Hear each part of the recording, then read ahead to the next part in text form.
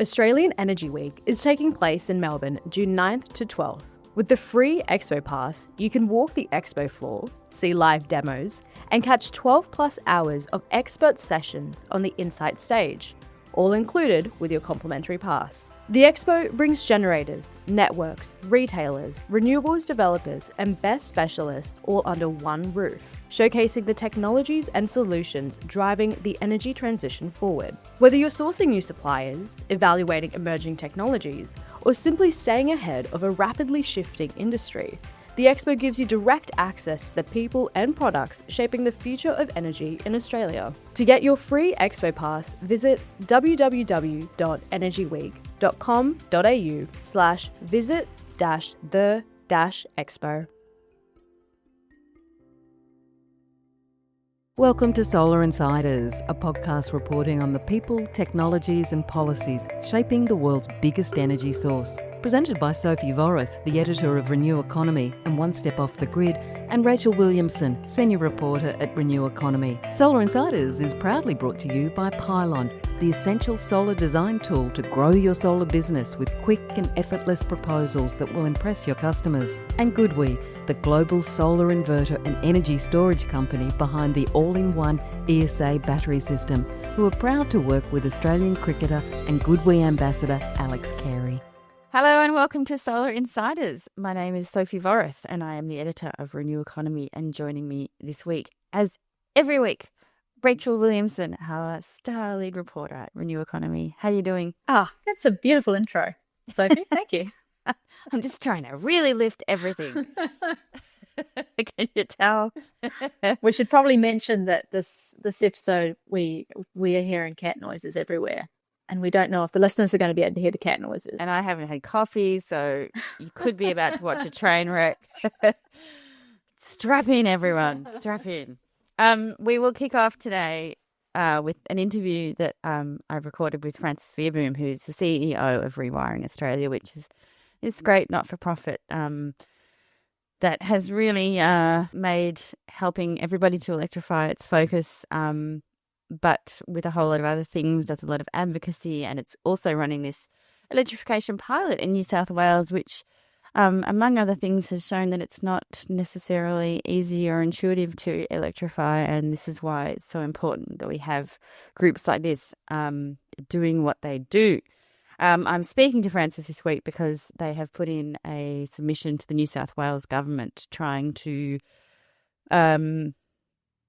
offering policy ideas, which is always helpful from groups like this, on how to help renters electrify, to cut their energy bills. Not just electrify, but there's also some really great suggestions on the right to plug in. And some unusual suggestions as well. Some unusual suggestions too. I think there's some on the gas. I mean, I'll get into all of this with Frances and we can talk a bit more about it afterwards.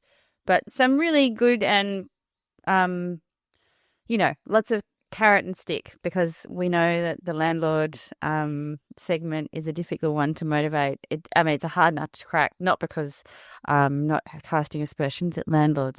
We're talking about this split incentive, because if they install energy saving, if they invest in energy saving technology such as solar and batteries and so on and so forth, the benefits go to the renter in the lower bills, and the landlord's probably thinking, well, why would I, if it's going to cost me money and not save me anything?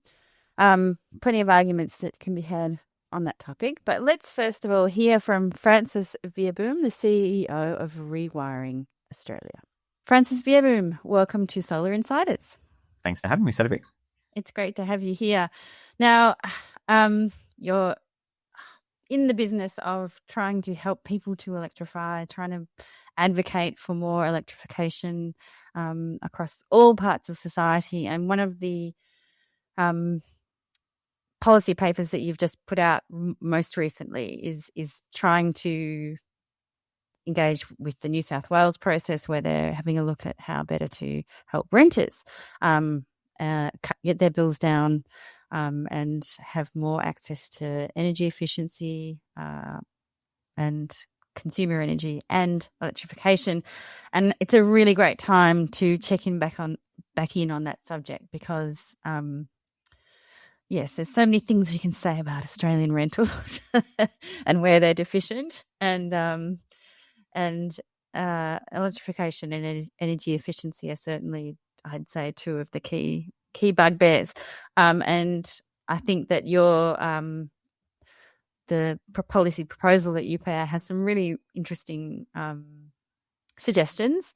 Some of them are happening sort of already in other states like Victoria, but yeah, I'd be great to hear if you could just give us a summary of what you're suggesting New South Wales can look at to get more electrification and energy efficiency into New South Wales rentals. Yeah, great. And it's just an interesting time. Like the energy transition is, as everyone listening to this podcast knows, like changes a lot of stuff. The economics of how you run a home energy bill and like what goes into it is just really different to what it was 20 years ago.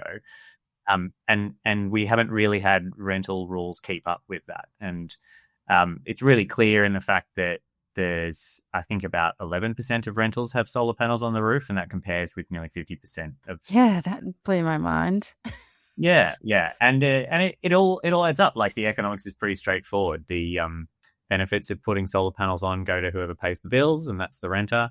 But the cost of installing them lands on the landlord, and that's all the other appliances around the house too. So a gas hot water system is much cheaper to install.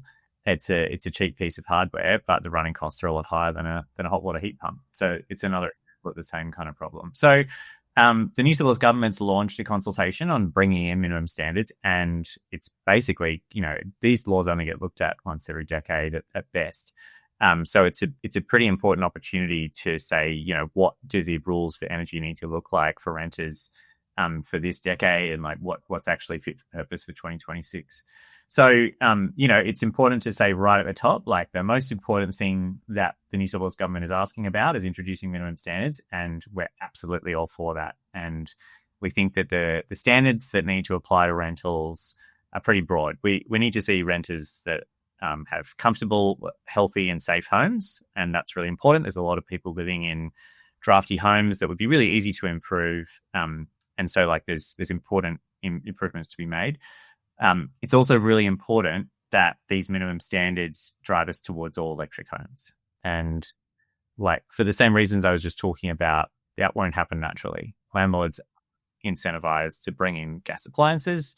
And even if you do things around disclosure, which we also do advocate for, you can make the prices more transparent. We could have the kind of energy bills of a house on the real estate listing and make it clear, like, oh, this house that's $700 a week rent also costs $50 a week in energy bills, but this house over here only costs $5 a week because it's got panels and efficient appliances. And that you can publish that, but what will happen is probably the landlord of the other house will just drop their prices by $45 and not bother upgrading the house, because most of the returns that we've seen for investors in property are capital gains, and maybe that'll change in the future too.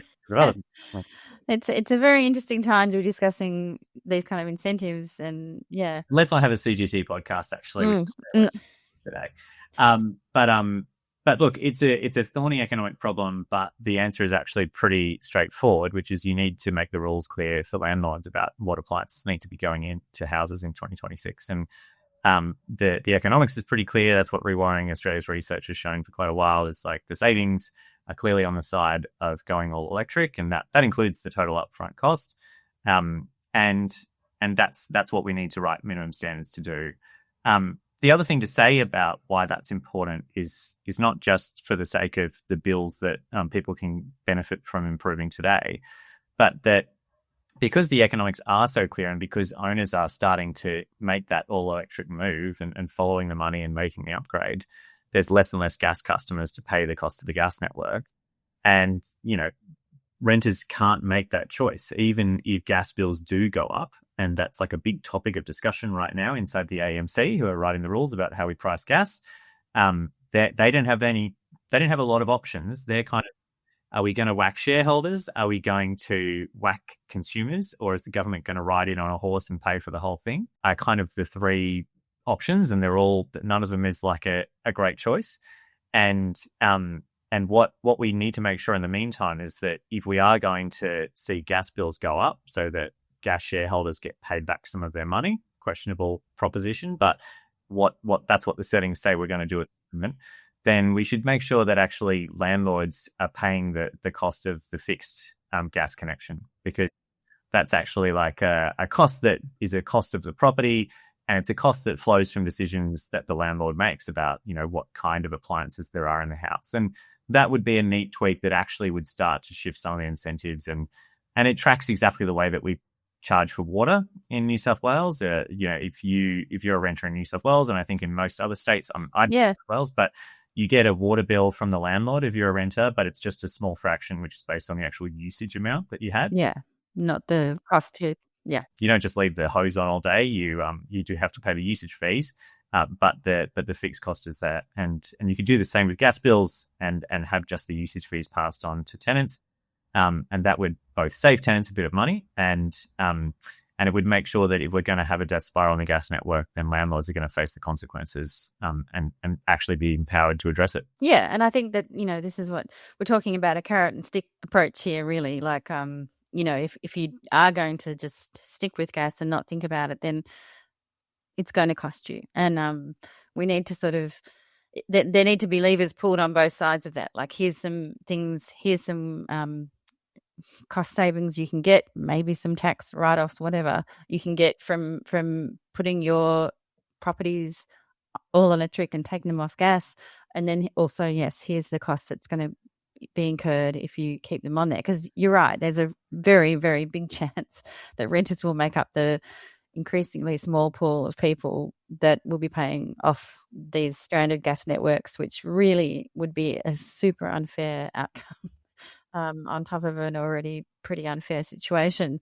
So yes, it seems like governments are paying more attention to this, and I've mentioned this before that Victoria's been pretty progressive with its gas roadmap, trying to wean households off gas here. We have a huge proportion of households in this state where I live that are still very gas dependent. So it's a big job, and it requires all of the levers being pulled and pushed. I think, like you say, like we do need sticks and we do need carrots, and I think governments have been very very interested in carrots, and carrots are expensive, but it's, I guess it's interesting, not to again bring it back to CGT, but to be in a time where I think there is a bigger conversation happening about the tax mix and property investment and what it really means for Australians as kind of a for society. So I think it's worth saying that we're also proposing what are the ways that we need to make sure that landlords are enabled to do this stuff. And if you're saying to a landlord that you have to replace an electric system with a gas system when it next breaks down, which is exactly what the direction Victoria's gone in, and where we think New South Wales is quite likely to go in this consultation, which is great, then there's still a group of landlords that for whom like that expense is like quite a meaningful potential imposition, and it's kind of on them as like a person running a small business providing housing to someone, that they do need to make sure that housing is suitable. But we do know that like about 9% of landlords are in the bottom 20% of overall incomes in the economy. So there's still people that are relatively very low income and have low savings who rent out a property. It might be part of their retirement. And so we're proposing a flexible finance model that we've talked about before in lots of contexts, but which we think also works really well for landlords, where the government could offer a loan that pays the cost of upgrades like that up front. It's indexed to inflation and then gets repaid when the owner sells that investment property. So it takes, the question of income out of the equation. It takes the upfront cost out of the equation. It makes it really easy for the landlord to be able to proceed with that upgrade because they've got a simple way of paying for it. And to be honest, it also makes it a lot harder for a landlord to justify increasing rent on that basis as well. Yeah. Well, that's something you'd have to be very careful about too, isn't it? Yeah. Yeah. It's a ingredient of these reforms is to make sure that there's really, really careful protection of renters from seeing landlords abuse, these provisions and make excuses for putting up rent. Yeah. And as you say, it's not all of these landlords will be, flush with money, and these are not insignificant investments sometimes. And it's also not always the intuitive choice, because I used this example before, but my mum, with what she learns from me, I suppose, her gas hot water broke down, and she has solar, and I said, well, you should get, and she's the only one at her house, you should get a heat pump hot water system, and she was really struggled to try and convince her plumber and her, to do that. Like, he was just like, well, that's just, I wouldn't do that. And if I hadn't have been there in the background saying, no, do it, and get some more advice. And but yeah, I think it's still, there's a lot of reasons why it's still not it's still not happening. And it's not just that people aren't acting on good faith or anything, it's still just not being accepted as the better option for energy efficiency and for bill savings. People are still sort of looking at that upfront cost and going, oh, I could just put gas in and it will continue on as usual. So that I feel like there's that message still needs to really be sent out more broadly as well. Yeah, and it's absolutely, like, it's just the reality of, especially in the case of hot water, in most cases it's because you're having cold showers that you've got a plumber around at your house. And when a tradie is there to deliver this job, the thing that they want to deliver you and that they're smart to want to offer is like a quick and like highly certain service. And they've installed that equipment 100 times before. They can see exactly how it's going to go in if you just put in a like for like one. So everyone's got really sensible motivations, I think, for not wanting to upset the apple cart. And it is really important to like make sure that there's reasons to zoom out, look at that bigger picture, and say, this is going to take a bit of extra work. It might mean a couple of days without hot showers at home, and you've got to like do it at the gym, or you've got to ask your mate for a favor or something. There's even that are offering like temporary gas ones that you put in if they, if there's a 3-week wait or something, then you can actually just get a temporary fix in while you actually sort out an electric upgrade, which is a great. Okay, that's really interesting to hear. Yeah, but obviously, that's kind of 2 hot water installs. It's a fair bit of work, so that's for like particular situations. But we're not saying necessarily that this is easy, and like we didn't launch a community pilot to do a bunch of electrification because we thought it would be a walk in the park. The actual point is to figure out like, where's it hard, where do you actually need to like speed things up, where do we need to enable more stuff. And yeah, absolutely, like that the advice that tradie gives you on that day is really important, and one of the focuses of an upcoming project for us as well, actually. Yeah. Okay. Well, I think that's a good time to talk a little bit more about that pilot you just mentioned, Electrify 2515, which, as you say, it's got all sorts of really interesting learnings, including that it's not a walk in the park. It's not going to be easy. Even people who are highly motivated and well informed, need help, need guidance, and need to share learnings. And I think this is why it's such an important pilot, and kudos to you guys for doing it. Is that it will be there for all of us to look at in the future and go, okay, well, this didn't work, that did work.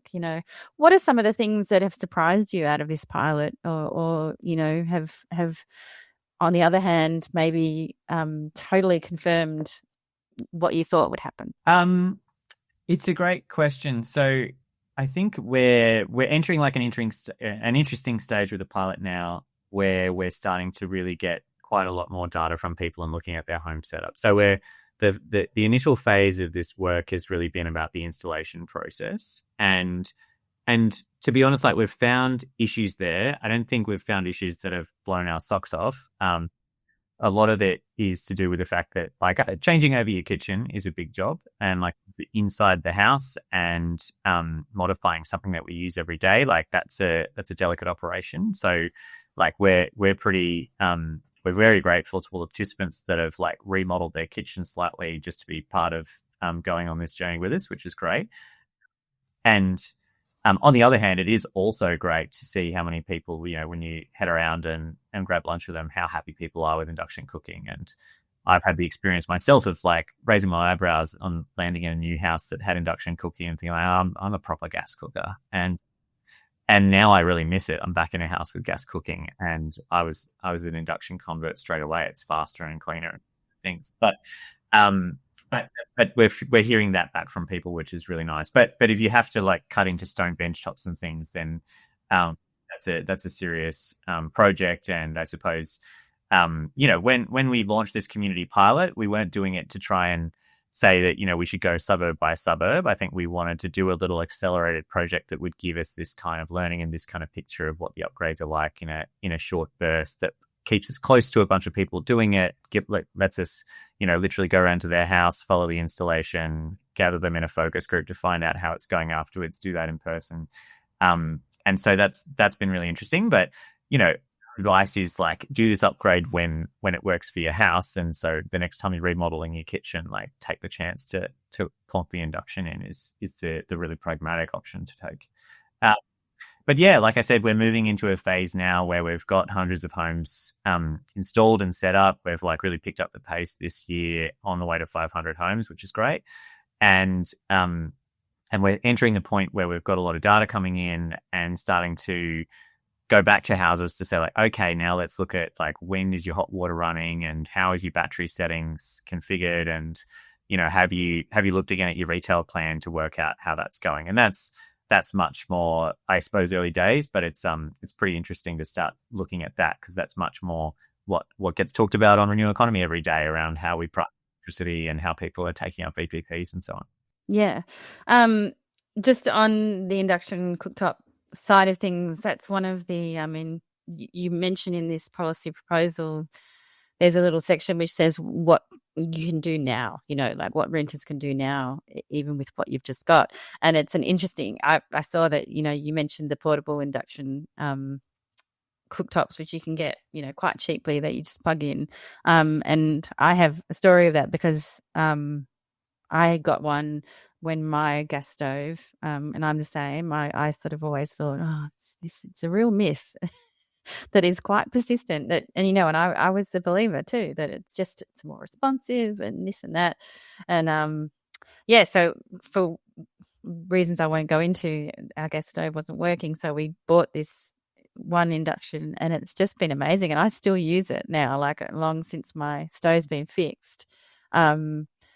And I find it so, I don't know. I really enjoy it. I'm really looking forward to making the transition one day to the full experience, because it's so much quicker for starters, and more, you can just see how much more efficient. And I think even cooking is the other thing I would note too, that it cooks more evenly. And so I definitely would support that. In as far as for renters, if you can afford like a $50 to $100 single hot plate that you plug in, it's a great investment. Yeah, I've got the Renter IKEA cooktop setup going on. Yeah. Places. Okay. So it's that's the cooktop I use the most by far, is that induction one. It's and the IKEA one's literally $49. It's my review is it doesn't have a timer, and I did like the old one I had that like I could just put it on for 10 minutes and then walk away, and I knew it wouldn't boil over. But that's my only complaint. It's actually yeah. A lot of them have a timer though, so you can go shopping if you need that. Mine does, and I got mine on special. I think mine's like a Baccarat or something like that, and it was on special. It was a bit more than 50, but not much, and it's been great. I mean, it's the one burner, so obviously it's great for one pot situation. Show, what's your... Yeah, we could, but I just wanted to get that out there, that I have to agree that it can be done, and it's not. I was really, really surprised as well at how good it is. Now, on to consumer energy resources, more to that point, because your policy proposal also talks about the right to plug in. And speaking of plug-in cooktops, there's this sort of, I guess, simultaneous policy push, because this is, and what it's going to come down to, regulations into whether we can end up getting to a point in Australia where we have the plug-in solar systems, portable plug-in solar systems, portable plug-in batteries, whether you can easily put in an EV charger at your rental property without having to jump through a million hoops with your landlord and your electrician. Where are we at in Australia with that? It seems a long way away. You see reports that it's really taking off in the US now. There's lots of states that are bringing in state legislature to allow it. It's often known as balcony solar, but I will note that it's, it can be backyard solar. It can be anything in your rental. But yeah, how's progress looking on that front here in Australia? Yeah, so it is still basically, it's a progress at this point is people talking about it. And, Germany brought in the rules that let renters plug in little solar panels at basically just after the Ukraine war started and gas prices rocketed up in Europe. And it was kind of a response to a crisis, and sometimes a crisis to actually pull enough people together in the same direction on this, because it is really complex. We've written a quite long technical paper trying to outline, I guess, where it's at and where the issues are that we need to work through to get to the point where renters have the right to plug in. We think there's three things that are important for renters to be able to plug in. One of them, solar, that you've mentioned, and that I think everyone understands, like how good solar is for Australian homes. So that's an easy one. And there's kind of the emerging category of, I'd call them suitcase batteries, that you can take with you, and the ability for that to help out with bills as well. And the fact is that, like, in Australia at this point, we've got a lot more solar energy in the grid than Germany, and we've got a much bigger spread of prices from day to night than Germany does as well. So you can, if you're up for it, you can already sign up to retail plans that kind of look a lot like having solar panels, that are things like the 3 hours free plan that are going to come out with Solar Sharer. So if you've got a way to use a lot of daytime energy, then battling your way through to having solar panels isn't necessarily it. You can just sign up to a retail plan that gives you that. But obviously you need something that you can move into that window if you're going to make that worth doing. And the simplest thing is to move a battery into that window and charge it up, and that can power you through the evening. So, if you had a 5 kilowatt battery in a suitcase, that would, that's a pretty easy to carry thing that's still carry on weight. And you could, run your house through the evening. Most houses would only need 5 kilowatts to get through peak times, even on a cool evening with a bit of heating. So that would take a big bite out of bills and also take a lot of pressure off the grid, if you can enable that kind of solution. So that's one similar thing that looks a bit like balcony solar, in the sense of, it's a renter portable device that would give you a bit of energy, that you can take a chunk out of your bills. But we also took a look at, thinking big about the future, and, Rewiring Australia believes that the electric future is awesome, and that, like, it's about having an electric powered country that gives us the ability to do more and have more. And as we move, everyone's going to replace petrol with electric cars, and that's accelerated a bit recently as well for obvious reasons. And renters are going to bring cars with them. That's the portable battery that renters already are going to own in increasing numbers. So it's the right time, actually, right now, to think about how we would need to set things up so that renters don't miss out on the benefits of being able to use that car battery, because we're still in the very earliest days of V2G rollout. A lot of the paperwork's been done, and we're into the very early kind of commercialization stage of that technology. There's still things being ironed out, but I'm a renter, and I've got like a plug-in hybrid. I've got one of the Mitsubishis that's already got a warranty coverage for doing V2G. It's kind of been sitting for like many years waiting for the actual product doing V2G to Yeah. up and allow me to do it. So I'm interested in sorting this out personally. And what we think is like a potential picture of the future is to, at an earlier stage as possible, settle on basically a plug standard that would make it simple enough that V2G equipment is equipment that you can take with you to the next house if you get it. Because the current rules make that equipment, it is in many ways exactly like a battery or a solar inverter. It needs to be compliant with the grid interface rules. Is it 2035.2? I should have put all my numbers to rattle off Australian standards on the podcast. But the CCPOS standard that that those inverters need to be able to talk to networks so that they're exporting the right amount. And that's really important, that if we're going to set up cars that can provide like significant amount of power, like north of 5 kilowatts, like that's obviously needs to be registered with the grid and under control. And there's a bunch of things to work through. You need to make sure that you've got a safe kind of plug design that can keep people safe, even if electricity can be going in both directions, which is important. It's an important part, like in solar and battery question too. You need to make sure that you've got the wiring right so that you don't accidentally set up situations where the wiring could overheat, especially at these high power loads. And that's kind of the reason why the German and US proposals around balcony solar have relatively low power limits, is to manage that particular risk. And, you need the communication stuff to work right so that your switchboard and your meter actually has the ability to tell your car, like, what's your house doing right now? Is it drawing a lot of power? Is it exporting a lot of power? And what does the car need to do in response to that? So there's quite a few pieces of the puzzle. And, we've published a piece on our Substack that goes into a fair bit of detail about like the pieces of that we can see that are really important to sort out. But like I say, it's an opportunity for renters to make use of the battery they've already got, cars, and it's a huge potential resource for the country if we can do it. And we just think it would suck if renters missed out on yet another cool new thing that actually is going to save a bunch of people thousands of dollars on their bills potentially. Absolutely. And as you say, it's a hugely important part of living a cheaper lifestyle, switching to an EV, and that's been made very clear lately. So if it can be useful both on a transport fuel and a home fuel front, then that is something that you'd think needs to be at the top of the regulatory pile.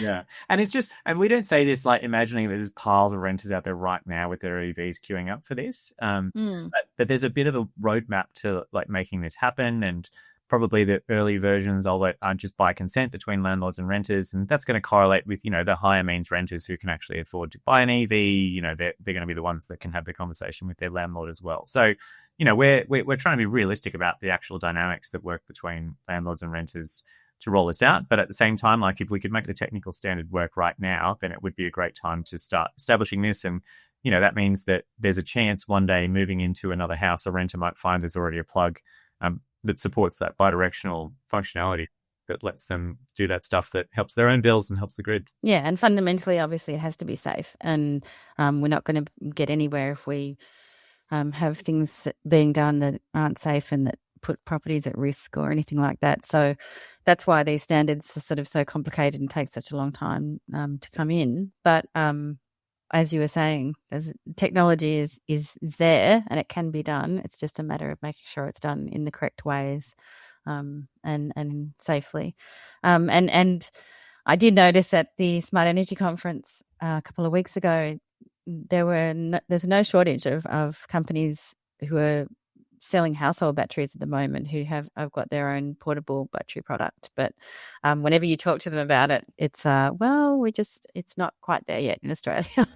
So yeah, it is coming, but I think it's a regulatory piece at the moment and something to look into and to keep advocating for. Yeah, absolutely. Yeah. Another topic that is super relevant to renters, to everybody, to consumers across the board, has been this debate around tariff reform, changing the way that we price energy and the way that it is packaged together for consumers at the end. Anything with energy prices and electricity bills is very hot topic in Australia. It's fodder for mainstream media. It can be very misunderstood, I think, and it's a very hot issue. And this subject, which is basically the AEMC, the Energy Market Commission, wanting to reform the way network tariffs are charged and change it from being mostly volumetric charge to a much more of a fixed charge, has been a really controversial topic, to say the least, hotly debated. But you had a really interesting take on it that I suppose surprised a few people coming from somebody who's an advocate for energy efficiency and for consumer energy and everything. Because a lot of the, I guess, I'm really going to be oversimplifying it here, but I think a lot of the debate on one side, on the consumer energy side, is that this is going to be a bad thing for people with solar and battery storage because we've invested in this money and we want to use the energy to offset our grid usage and therefore push our bills down. But if our fixed price cost is higher, what can we do about that? And doesn't that disincentivize consumer energy? So that's a very, very, in a nutshell, hot take on that side of the debate. On the other side of the debate is that it's not working the way we're doing it now, and reform is needed, and we need the network. Obviously, we're not going to get rid of the network anytime soon, and arguably, with electrification, it's going to become even more important that it's up to speed and working the way it should, and that it's catering to a much broader spectrum of customers and with different needs. But yeah, tell us what your view was. I think you put something out on LinkedIn, which I thought was really interesting, and we reported on that at the time. But yeah, if you can perhaps put it in your own much better words than mine. Well, look, I would start here is, our Rewiring's research has shown for a while that going electric is an outrageously good deal. And that's actually both great, and it's a fact that is increasingly powering people to go all electric. It's been true for like many years that getting solar panels is fantastic, and it's a big asset to Australia. So we're absolutely, interested in keep continuing to land a system that motivates people to get more solar and battery. And if we get more stuff, if we get more energy that we make close to where we need it, and if we can store it close to where we need it, then we get a cheaper grid overall. So that's definitely the thing to say at the top. I think the thing that's obvious at this point, where we've got getting closer to half of all homes having solar. I think it's over 4 million out of 11 million homes overall in Australia that have solar panels on them. And now we've got 500,000 home batteries roughly installed in homes as well. And there's another 500,000 EVs out there. They're going to start doing this, like we were saying. So things are changing. And if you are a home with solar and a big battery, and obviously we have seen the stats as well, there's a lot of people that got like a 49 kilowatt battery, 49 kilowatt hour battery, I should say, in with the cheaper home battery subsidy. And with that battery and a decent solar setup, like you're only going on the grid to get power a couple of times a year. You probably only need the grid like 5 days a year or something like that. And that's after like a string of rainy days, and it might be a cold winter night that your solar panels aren't topped up. And your battery's doing an important job like through summertime, because like on air conditioning days when you've got a lot of people turning on air conditioners in the afternoon, batteries can actually make a massive difference on that day, and they'll all be full of solar power.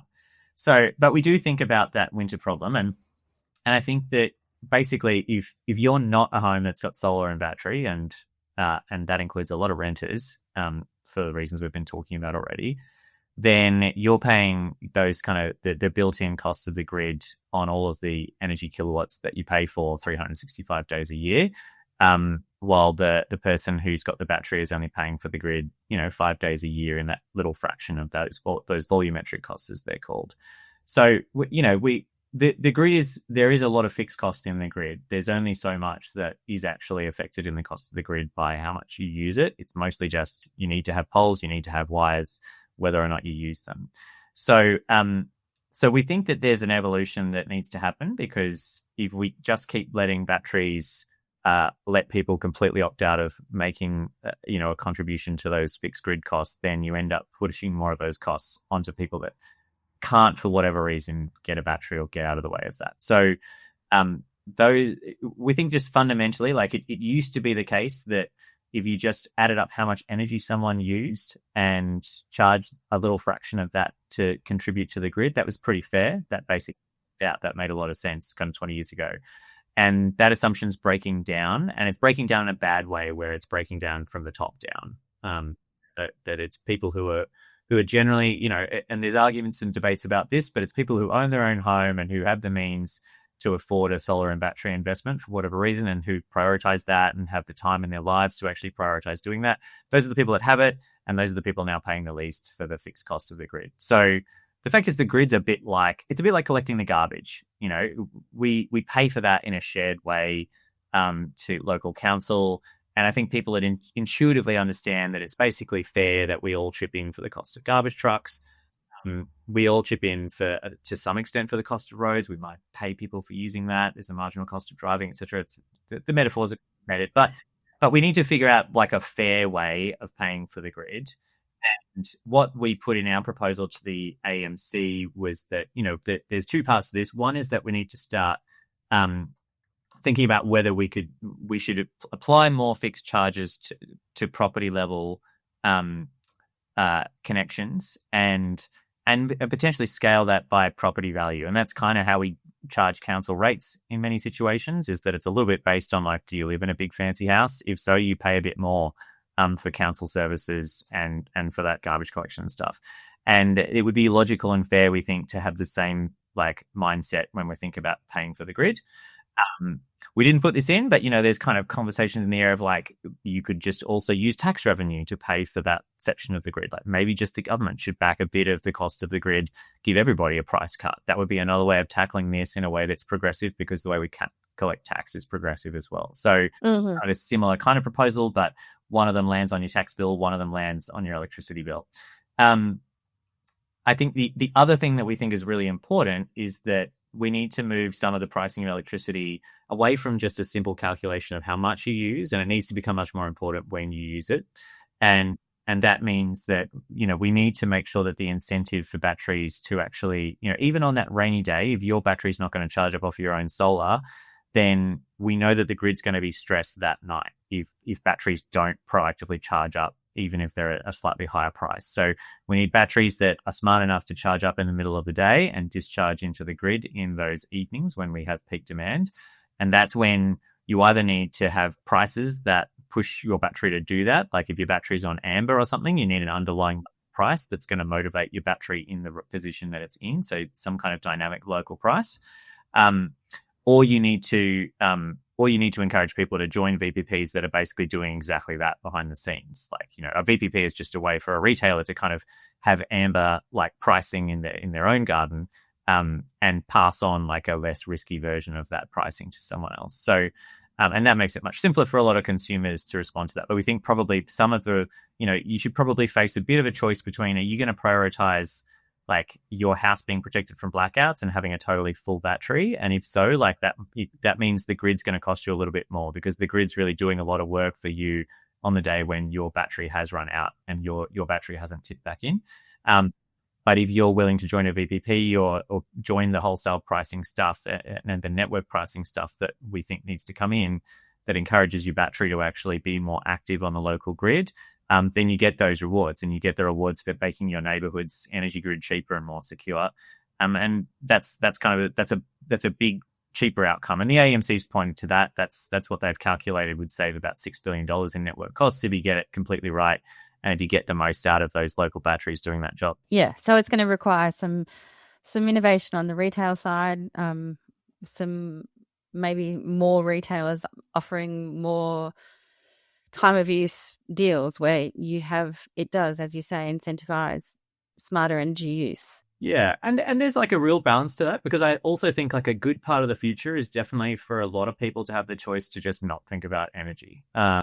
Like probably me and you and people listening to this podcast, I can just throw out things about amber and wholesale pricing, and people have vaguely thought about when they turn on their laundry. But that's that's the top 10 or 5% of people thinking about energy. And probably Australia is better if people have other hobbies than figuring out when to run the dishwasher.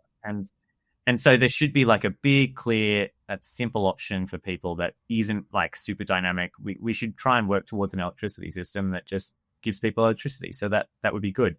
And at the same time, I think with all the huge batteries that we have out there, it should be a simple thing to opt in and say, okay, I've thought about this for 3 seconds. I've read that there's a great deal on offer for putting my battery on a plan that will actually support it for chipping into the grid.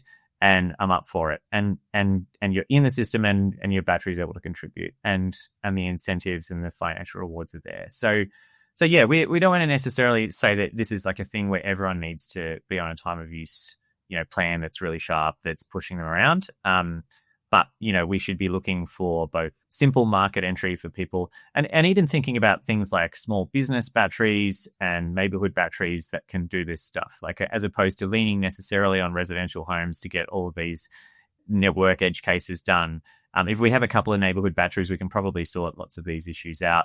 And, it would be great if kind of more schools were hosting a battery that could strengthen the local grid. Those batteries are going to be full with, solar from the daytime at school and not drawn on. So things like that, it's not just about like people tweaking around things in their home. It's actually about the market providing enough of a signal that we can figure out ways to sort it out more creatively with more options. Yeah, I think it is really a different way of thinking. And it's interesting because over the weekend I was speaking to somebody about what I do, and they sort of said, oh, I don't know about getting solar anymore because, you get it and all of a sudden, they've done that thing where they, once upon a time, they offered money for electricity you sent to the grid, and now all of a sudden they're saying, sorry, we can't give you money anymore. And it was one of those moments where I think I was a little bit low on energy. I thought, I don't know if I've got but I just thought, well, this is an attitude out there now. It's really changed. And as you say, it did used to be that people invested in solar and or batteries for that reason, because it was not only about energy independence, it was about, getting money and back for electricity that you sent to the grid. And how do you, this is sort of one of those fundamental shifts that's happened now, where it's like, how do you explain to people now that how it's changed and how it is still something worth investing in, but there's different value to be got from it. It's a tricky one, and I think it's a bit of a change for the consumer energy industry to package that up. Yeah. I mean, I do like to point out to people that the problem that you don't get paid for your solar anymore is a good thing. That like energy is practically free in the middle of the day is what that thing. So it's kind of an abundance problem that got with solar energy at this point, and that's the kind of problem that you want to have. But it's also the case that, people had a very, straightforward understanding of their electricity bill. It's like, I use kilowatt hours and I pay for that. And then I send kilowatt hours and I should get paid for that. And really coherent. I kind of get that. It's just that's kind of not what it's about anymore. Electricity is more about when than how much at this point when you're talking about renewables. So, batteries give us a bit of an answer, and the future has a lot of big batteries in it, and we're already seeing them come online on the grid and eat the lunch of all the gas peakers, which is a good outcome. But when you use energy is just really important, and if we get it right, then we also just get to use more energy. We're all, like I said, we're going to replace petrol with electricity. So if we can do things like get cars that charge up during the middle of the day. I think there's sensible things like we should work towards a mandate for any workplace parking should start to have a power point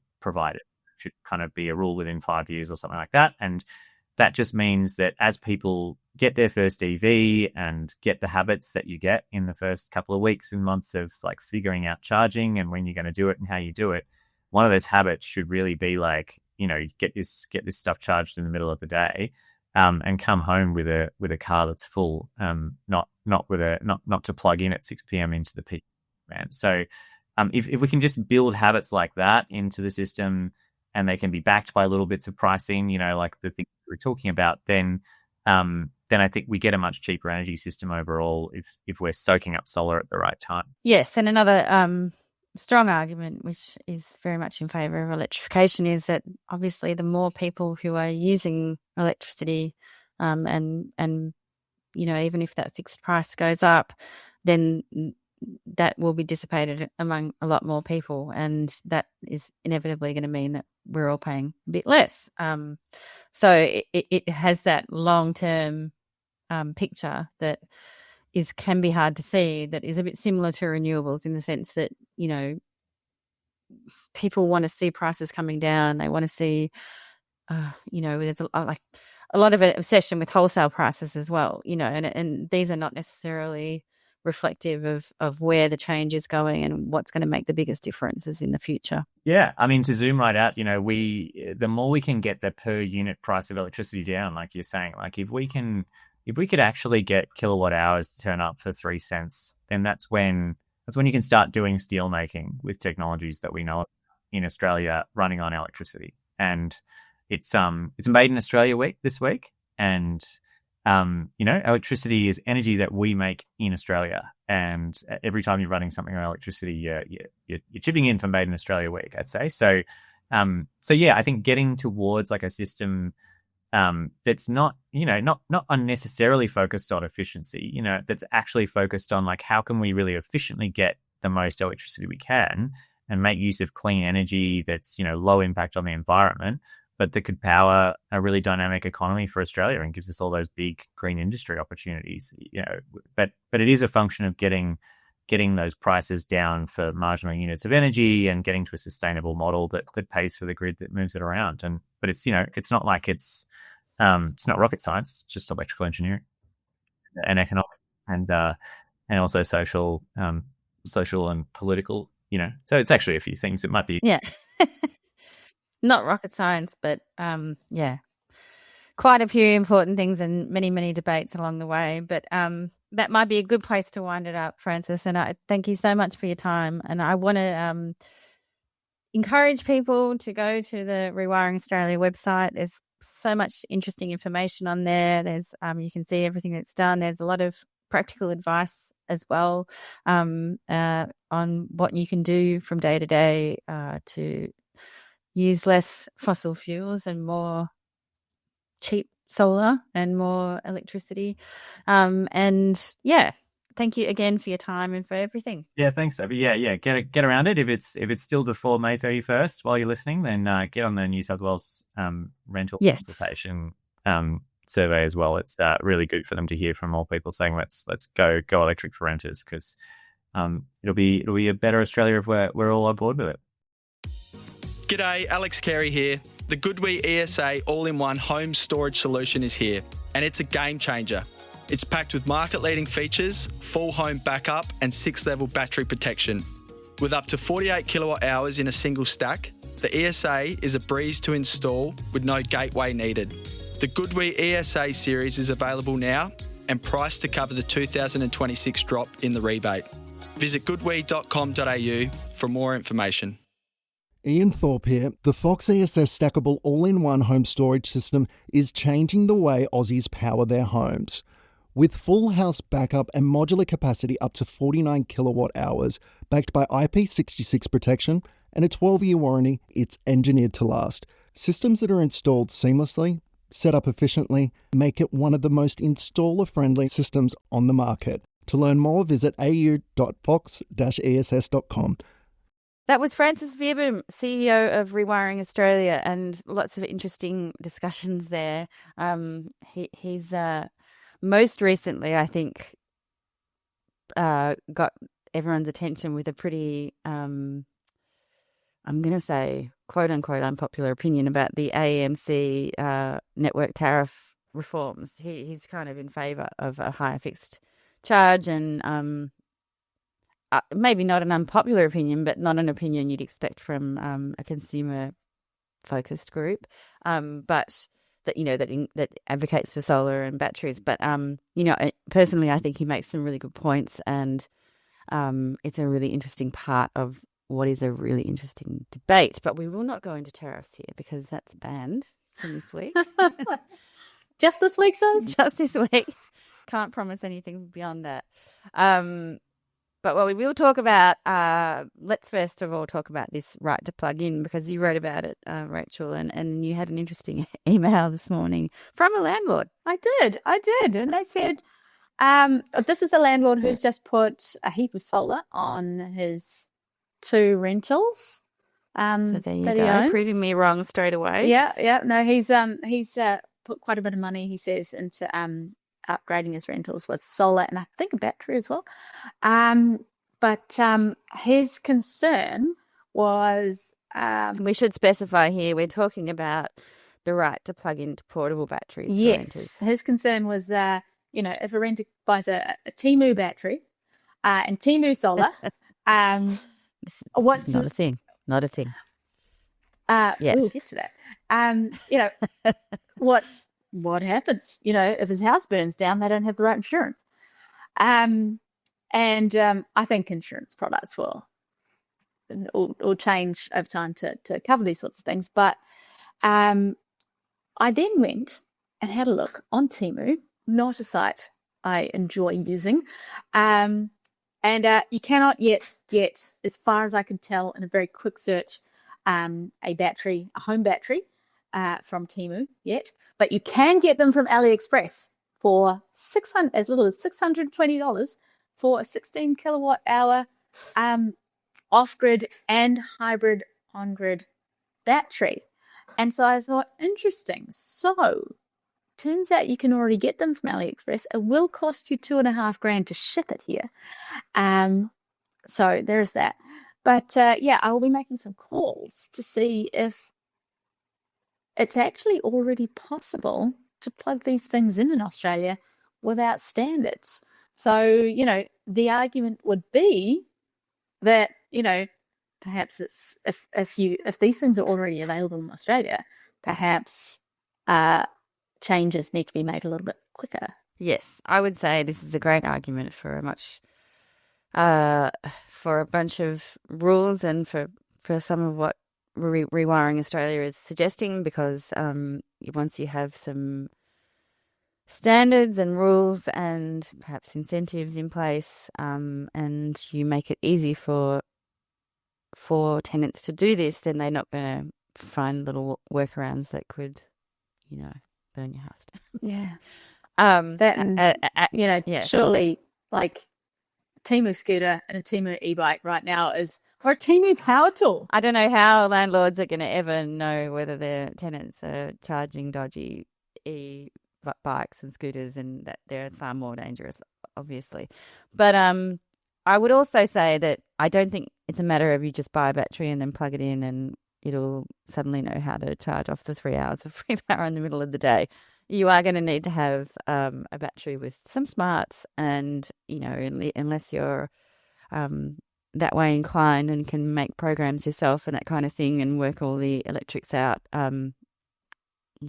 it's not going to be a matter of just... Well, the AI advocates are telling us that, you can whip up an app with Claude and with, the other ones now. So I have no doubt that it can be done, whether people will do it and whether people would bother to spend even that money trying to tap into it's a lot to unpack, but you're absolutely right.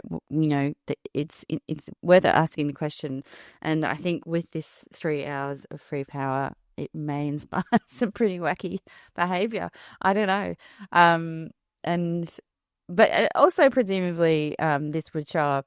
You'd need a smart meter at the very least, and this would show up on that as well. And I think we have to rely a little bit on the fact that most people are decent people and have some common sense, and then work from there. But yeah, definitely, it's going to be like home batteries. You can't just install a home battery willy-nilly. There are plenty of very important standards that have to be met by the technology, by the way it's installed. But that is covered by the onus on electricians. Plug-in battery and solar, the idea is you don't need an electrician to interface for you to do that. And, with a home battery and home solar right now, people are regularly complaining that they can't use second-hand solar, because electricians will not install it. So, removing that interface could open the door to something happening. Who knows what that would be? But yeah, and this is the whole point of like plug-in solar and plug-in batteries, and I think that together they would go, well, you can plug in and store energy and then use it, and that's set up as a standalone thing that you're right doesn't need to. But I think with batteries, I'm not entirely sure. Like, I would have thought you'd have to, I'm sure it's all inbuilt, and probably with these Audi batteries as well, but we will see. We will see. Now, another point that the Rewiring Australia mentioned was to get landlords to cover the cost of gas connection. We're not talking what you use, we're talking about the fee that just to have you connected to the gas network, which some people pay even though they use hardly any gas. I think my mum is one of those people. She don't use any gas at all, but she still pays this bill because she's still connected to the network. So this is this idea that if there's, households want to electrify and they want to get the little IKEA induction cooking pad, and they want to, and that's all they need to do to be fully off gas, then the landlord should be paying the connection fee. If they don't want to, if they want to stay connected to this sort of network where it's an ever decreasing amount of people paying for infrastructure and probably paying an ever increasing amount, it should be on the landlords, which I think is a really interesting. I do have a question about that, because if you buy next year in Victoria, old gas heaters need to be begin to be upgraded to electric. New South Wales is considering it. Other states are not there yet. South Australia, I think, is actively trying to avoid these sorts of things. But it does strike me that if you don't need your gas heater, and you have some induction cooktops just from Kmart or wherever, which are excellent, why can't you just turn your gas at the meter and say, cancel my gas account? So you can, so I think you can, and there is a fee for disconnection, and that's not that big. I think you can, but it's not disconnection. That's so it's not digging up your pipes. No. It's not doing all that sort of stuff. I just wonder if that's not an option for renters to do if they don't want to pay. Well, I guess it would be for standalone houses, not so much for apartments. But yeah, it is a possibility. But again, the onus is on the renter, and you don't want to leave it so that this is something that renters have to chase up and do and deal with. And I think also the point of this suggestion is that it's a bit of a stick for the landlords. Like, there are other options, and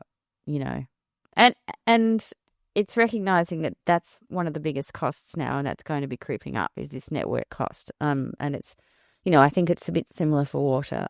You don't, Francis was saying that in New South Wales, you don't pay the water connection fee. If you're a renter, you just pay the amount you use. I can't recall whether that's the same thing in Victoria or not. But as a homeowner, I noticed that the connection fee for water is orders of magnitude higher than what you use.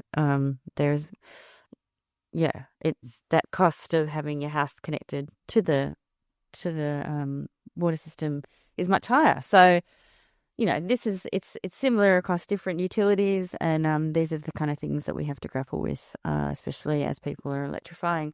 But let's change the subject entirely to one that is not really even in the realm of solar insiders. But damn it, we're going to talk about bats because we have an opportunity to do it. So a US company is testing they've brought some technology here to better find bats as they're flying around potential wind farm. So a bit sites. like our eagle detection technology during the day, but this is a nighttime thing. So you have two thermal cameras, which zoologists already use. These are pretty common, is my understanding, in the field to find bats and birds that fly around at night.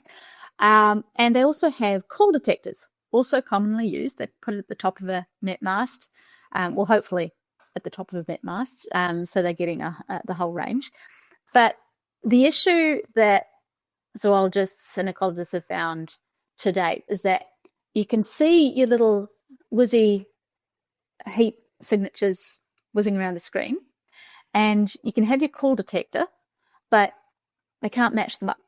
And so they don't know if this is the same bat that's whizzing around. They don't know whether it's lots of bats. They don't know from these calls, once again, same bat, lots of bats. So what this software has done is it matches it all together.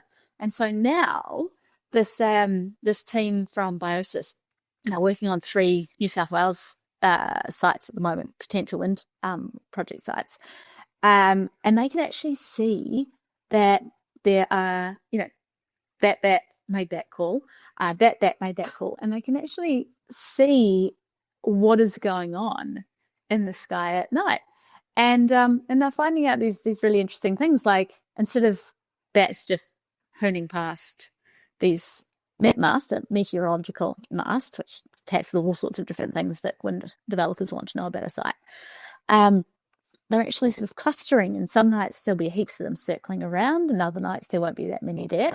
And so what they can see now is they can see what's up there, they can identify each one, and now they can start asking questions like, well, why are they there? Why were they there last night, and why weren't they there tonight? And what are they all doing up there? Are they eating? Are they dating? Are they just hanging out with friends? And so they can start asking these questions. And once you start asking those questions, you can start saying, okay, well, if bats are acting in this way around these tall structures, these tall man-made structures, perhaps we can start tailoring the curtailment of turbines to bats' nighttime habits. And so instead of saying, okay, the turbine has to be shut down between 9 and midnight every night, instead of saying that, you can say, well, the turbine has to shut down between 9 and 10 because the bats in this area are coming out from their roosts at that time. And then you can turn them on for half an hour and then you have to turn them off when they come back or something like that. So, yeah, it's the zoologist, Felicity Williams, who I spoke to.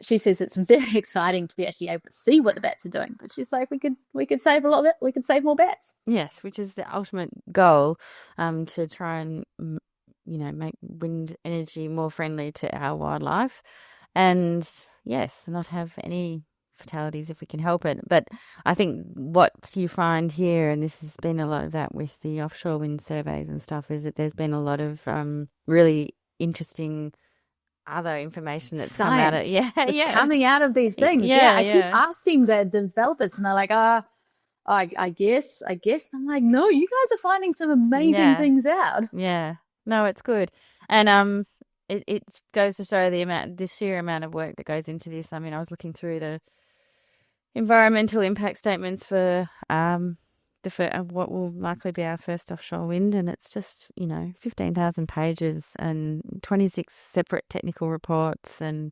obviously it's warranted because it's a hugely complex and all these various different ecosystems. We're talking onshore and offshore works, but yes, a lot of work going into it, a lot of study and science. Yeah, so it's encouraging. I do wonder what sort of because what was it?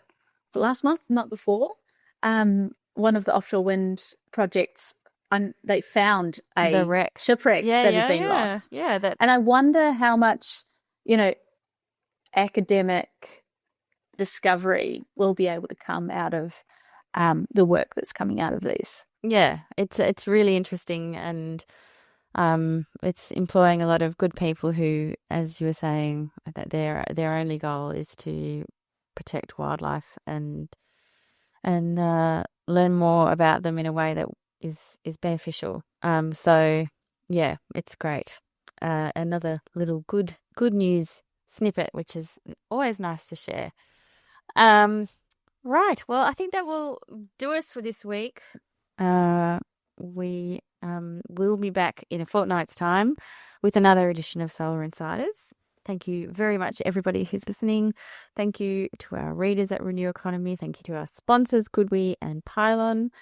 And yes, thank you, Rachel. And we will see you again in a couple of weeks. Solar Insiders was brought to you by Goodwe. Across residential and commercial installations, Goodwe's all-in-one ESA battery solutions support the solar industry with reliable, flexible energy storage. From rooftops to large projects, Goodwe is helping installers and businesses deliver smarter, clean energy outcomes. Discover more at goodwe.com.au. Solar Insiders is also brought to you by Pylon. Pylon provides easy-to-use solar design software for solar installers and retailers with pay-as-you-go pricing, no monthly costs and no lock-in contracts. Join Australia's top solar companies who trust Pylon to design high-resolution, CEC-ready solar proposals.